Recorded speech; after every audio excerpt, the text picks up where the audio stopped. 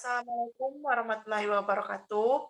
Perkenalkan, nama saya Septi Larayani sebagai moderator dari kelompok 5 yang akan membawakan materi yang berjudul motivasi. Baik, di sini saya akan memperkenalkan anggota kelompok kami. Yang pertama ada Jessi Sianti, yang kedua ada Sitri, yang ketiga ada Sela Lestari, yang keempat ada Enos Francisca, dan yang kelima ada saya sendiri, Septi Larayani. Untuk mengefisiensikan waktu, langsung saja kita ke pemateri yang pertama, yaitu Jessi Sianti. Kepada saudari Jessi Sianti, saya persilakan. Terima kasih kepada moderator yang telah mengizinkan saya untuk memaparkan materi. Di sini saya akan memaparkan materi tentang pengertian motivasi. Motivasi berasal dari bahasa Latin movere yang berarti dorongan atau daya penggerak. Pada dasarnya, perusahaan bukan saja mengharapkan karyawan yang mampu, cakap, dan terampil, tetapi yang penting mereka mau bekerja giat dan berkeinginan untuk mencapai hasil kerja yang optimal. Kemampuan, kecakapan, dan keterampilan karyawan tidak ada artinya bagi pengusaha. Jika mereka tidak mau bekerja keras dengan mempergunakan kemampuan, kecakapan, dan keterampilan yang dimilikinya, motivasi penting karena dengan motivasi ini diharapkan setiap individu karyawan mau bekerja keras dan antusias untuk mencapai produktivitas yang tinggi. Beberapa definisi mengenai motivasi diantaranya, yang pertama, Dr. Andes Melayu Hasibuan, motivasi adalah sebuah pemberian daya penggerak yang menciptakan kegairahan kerja seseorang agar mereka mau bekerja sama, bekerja efektif, dan terintegrasi dengan segala daya upaya untuk mencapai kepuasan. 2. Harold Kohns, motivation refers to drive and event to saving and when a goal. Motivasi mengacu pada dorongan dan usaha untuk memuaskan kebutuhan atau suatu tujuan. Selanjutnya, B.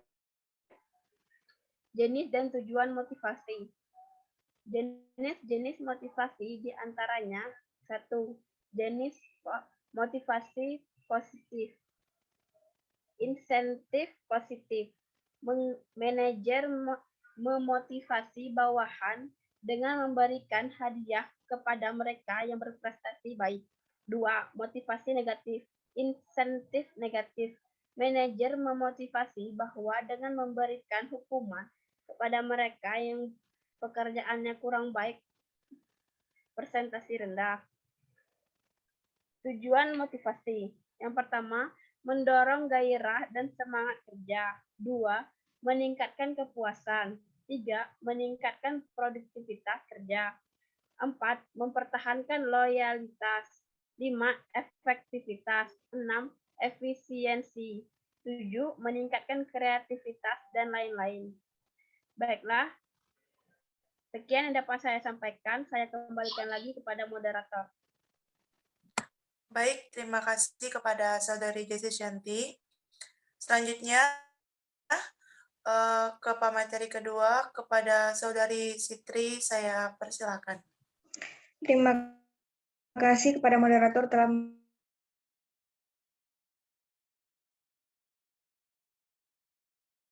dalam kewirausahaan. Motif berprestasi adalah suatu nilai sosial yang menekankan pada hasrat untuk mencapai hasil terbaik guna mencapai kepuasan pribadi. Faktor dasarnya adalah adanya kebutuhan yang harus dipenuhi.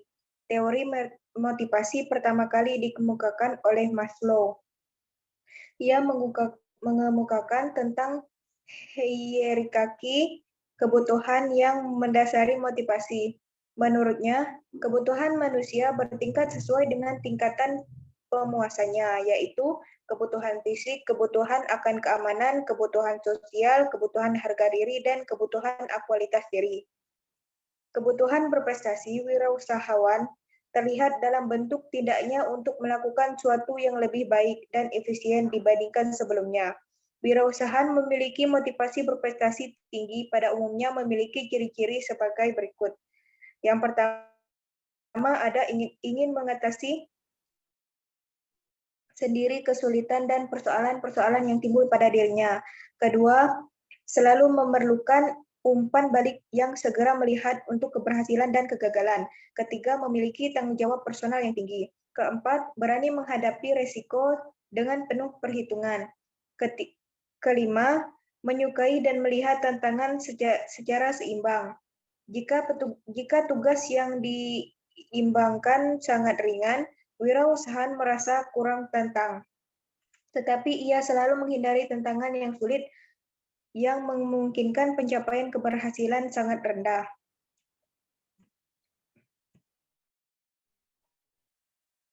Selanjutnya, ada bagaimana memulai usaha. Ada pengusaha yang memulai usahanya dari nol dengan terlatih-latih.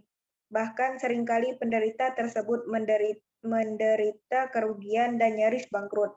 Namun kemudian keberanian, kesabaran, ketekunan, dan kepandaian pengelola usaha dari waktu ke waktu selama bertahun-tahun akhirnya berhasil. Dari hasil penelitian di lapangan tersebut beragam cara dan sebab untuk memulai usaha. Ada 5 sebab atau cara seorang untuk memulai merintis usahanya.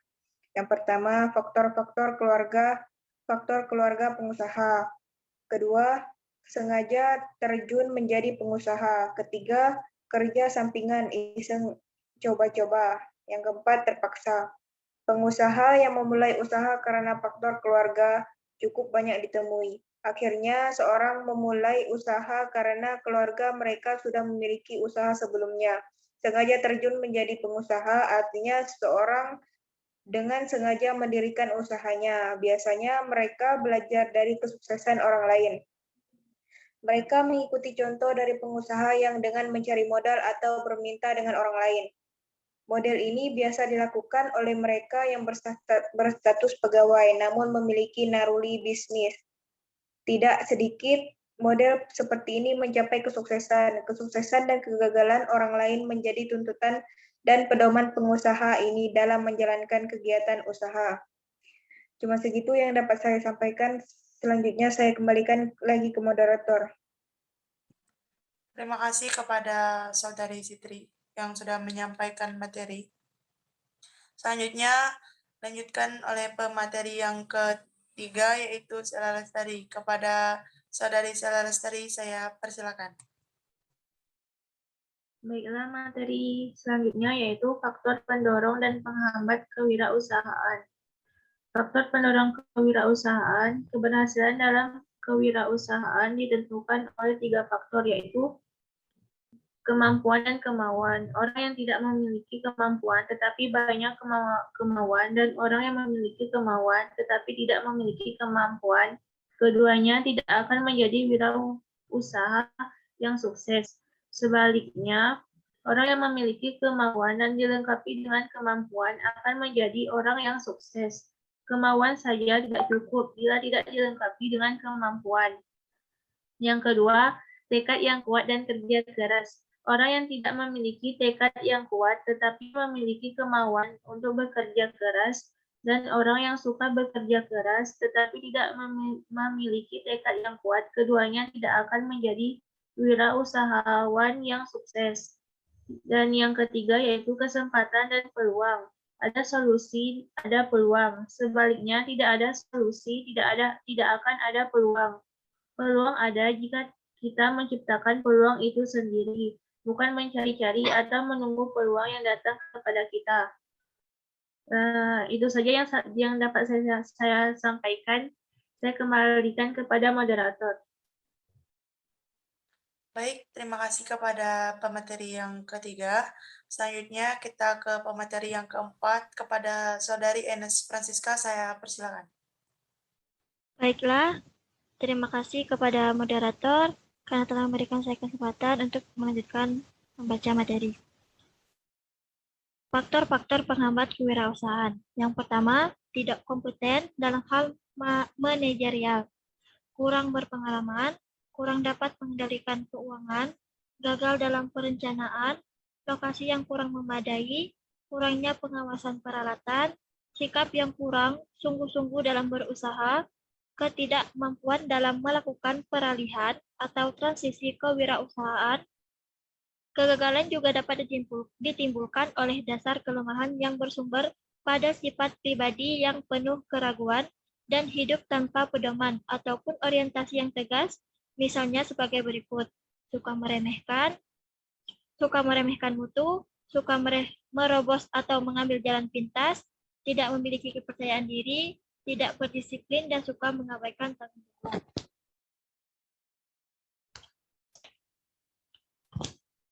Kemudian, motivasi berwirausaha. Motivasi berasal dari kata motif, diartikan sebagai daya upaya yang mendorong seseorang untuk melakukan sesuatu. Motivasi dapat dikatakan sebagai daya penggerak dari dalam dan di dalam subjek untuk melakukan aktivitas-aktivitas tertentu demi mencapai suatu tujuan. Motivasi adalah keadaan dalam pribadi seseorang yang mendorong keinginan individu untuk melakukan kegiatan-kegiatan tertentu guna mencapai tujuan. Motivasi adalah istilah untuk menjelaskan apa yang mendorong dan apa yang menggerakkan kegiatan manusia, artinya apa saja yang dapat mendorong menggerakkan seseorang untuk melakukan sesuatu. Motivasi berwirausaha setiap orang, satu dengan yang lainnya, bisa jadi tidak sama. Biasanya hal itu bergantung dari apa yang diinginkan orang yang bersangkutan. Baik, itu saja yang bisa saya sampaikan. Saya kembalikan ke moderator. Baik, terima kasih kepada pemateri yang keempat, Saudari Enes Francisca. Baik, sebagai pemateri kelima, saya akan melanjutkan pembahasan tentang motivasi ini, yaitu minat berwirausaha. Menurut Slameto, minat adalah rasa lebih suka dan rasa ketertarikan pada suatu hal atau aktivitas tanpa ada yang menyuruh. Minat pada dasarnya adalah penerimaan akan suatu hubungan antara diri sendiri dengan sesuatu di luar diri. Semakin kuat atau dekat hubungan tersebut, semakin besar minatnya. Tingkat prestasi seseorang ditentukan oleh perpaduan antara bakat dan minat. Asad, tahun 2005, halaman 7. Minat adalah kecenderungan yang agak menetap dalam subjek untuk merasa tertarik pada bidang atau hal tertentu, atau merasa senang berkecimpung dalam bidang itu. Hal yang paling utama yaitu sifat keberanian untuk menciptakan usaha baru. Menurut Santoso, minat wirausaha adalah gejala psikis untuk memutuskan perhatian dan berbuat sesuatu terhadap wirausaha itu dengan perasaan senang karena membawa manfaat bagi dirinya.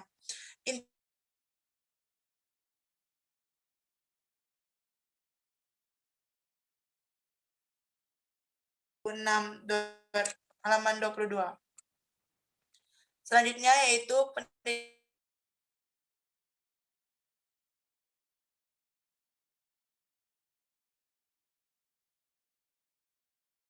dapat menghasilkan nilai ekonomi lebih tinggi. Hansek Mart dalam Rohman tahun 2011, lebih jauh lagi Hansek Mart menegaskan bahwa tujuan utama program kewirausahaan adalah untuk membangun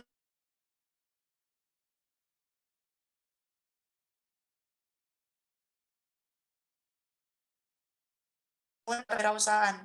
Kewirausahaan adalah pola perilaku, bukan ciri kepribadian, dan itu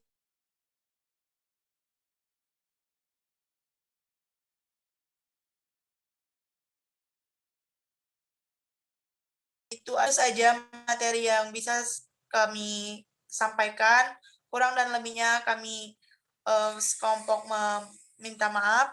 Saya akhiri. Wabillahi taufiq wal hidayah. Wassalamualaikum warahmatullahi wabarakatuh.